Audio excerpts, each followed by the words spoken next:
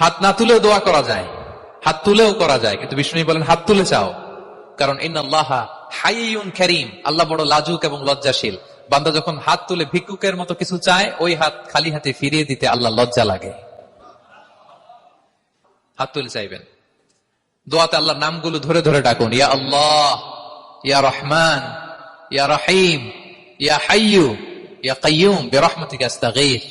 আল্লাহ নাম ধরে ধরে চান, ওই দোয়া আল্লাহ কবুল করবেন। বিশ্বনবীর উপর দুরূদ পড়েন, যে বিশ্বনবীর উপর দুরূদ পড়ে না, ওই দোয়া আল্লাহর কাছে কবুল হয় না, এটা আকাশে পেন্ডিং থাকে।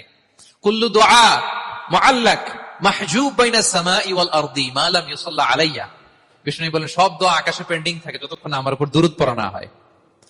তা আপনি যে বলেন হুজুর আমার দোয়া কবুল হয় না, কেন হয় না বুঝছেন এবার?